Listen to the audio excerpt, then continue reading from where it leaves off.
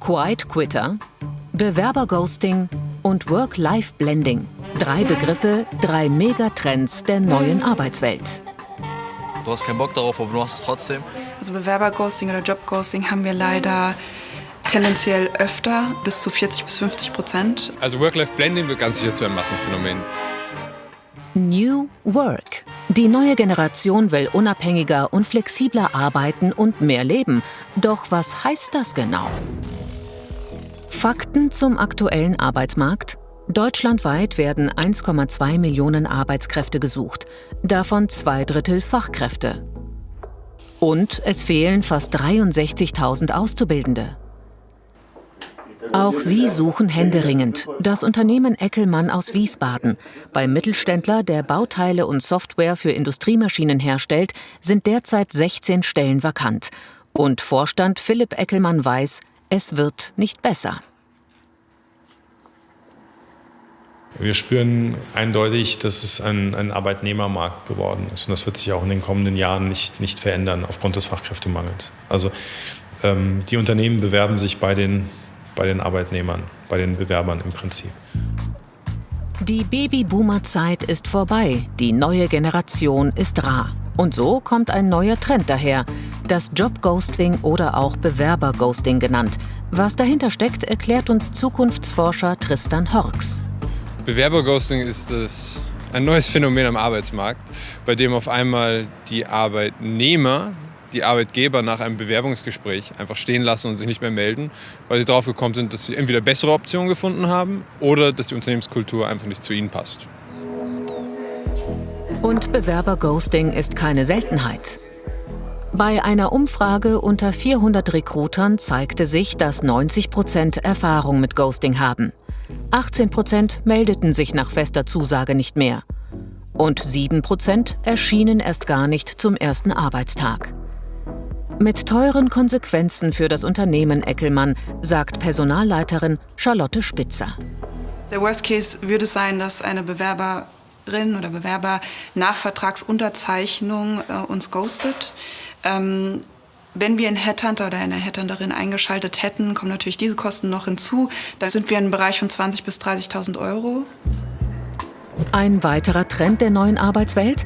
Wenn Arbeit und Leben sich vermischen, neudeutsch Work-Life-Blending.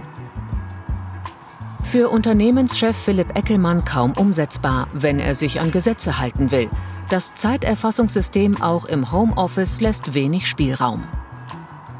Grundsätzlich sind dem Ganzen aber auch Riegel vorgeschoben, was unser Arbeitszeitgesetz angeht. Und daran halten wir uns natürlich. Das bedeutet, 10 Stunden Arbeitszeitmaximum pro Tag ist einzuhalten und auch die Ruhezeiten von 11 Stunden. Doch längst strebt die junge Generation nach einer 32-Stunden-Woche. Und das hat nichts mit Faulheit zu tun, sagt Tristan Horks.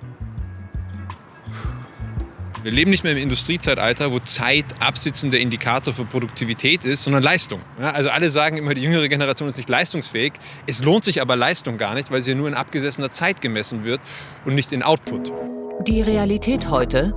In Deutschland machten 2022 12% der Arbeitnehmer Mehrarbeit. 22% davon Mehrarbeit ohne bezahlte Überstunden. Mit uns nicht mehr, sagt die neue Generation. Statt Arbeit haben sie andere Werte. Meine Freizeit, meine Freunde, das ist mir sehr viel mehr wert. Und auch einfach mich zu bilden. Also ich will was bewegen, ich will was Gutes machen. Ich glaube, dafür ist jetzt ein besseres Verständnis in der neueren Generation, dass man halt aufpassen soll auf seine Gesundheit, auf seine psychische Gesundheit auch. Das haben wir gar nicht, meiner Meinung nach. Das Thema ist in den Chefetagen angekommen. So wie bei SK Laser aus Wiesbaden. Dina Reit, gerade 30 Jahre, führt das Familienunternehmen. Der Vater, noch Wirtschaftswundergeneration, merkt zunehmend die Veränderung der Arbeitswelt. Die Menschen können sich heute viel mehr rausnehmen, man hat viel mehr Freiheiten. Freiheit auch am Arbeitsplatz, auch Freiheiten gegenüber dem Chef gegenüber. Man muss sich nicht alles gefallen lassen und so weiter. Also ich denke, dass das auch neue Herausforderungen an die Führung stellt. Ich glaube, das ist eigentlich das Entscheidende. Eine Führungskraft, die vielleicht bei Boomern mit einer gewissen Schlagkraft arbeiten konnte, kann das vielleicht nicht mehr so auf den Tisch bringen mit der Gen Z. hochgeladenes Video. Die Gen Z strömt jetzt auf den Arbeitsmarkt, jung und technologieaffin.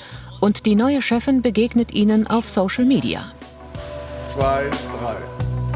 Hi, ich bin Dina und heute präsentiere ich euch eine neue kundenspezifische Maschine von uns. Ich mache die mal an, dann haben wir direkt Beleuchtung. Ein Video über den Betrieb. Das stellt sie ins Netz. So findet die Chefin neue Arbeitskräfte. Gerade ist sie auf der Suche nach einem Vertriebler. Gut. Ist gut? Super. Was sie nicht wollen, Beschäftigte, die sich nicht mit dem Familienbetrieb identifizieren. Sie sind froh, dass ein Trend bei ihnen noch nicht angekommen ist. Der Trend zum Quiet Quitting heißt Dienst nach Vorschrift, also keine Extraarbeit, nur tun, was verlangt wird. Also dieses Phänomen gibt es ja schon seit eh und je. Aber jetzt, wo es eine Begrifflichkeit gefunden hat und viral durchs Netz gegangen ist, haben immer mehr Leute auch ein Interesse daran, zu quiet quitten. Und das ist natürlich für Unternehmenskulturen extrem gefährlich, wenn niemand auf den Tisch haut, nichts verändert, sondern es einfach im Schlechten stehen lässt. Eins muss Unternehmen bewusst sein. Mit dieser neuen Generation wird sich die Arbeitswelt mehr und mehr verändern.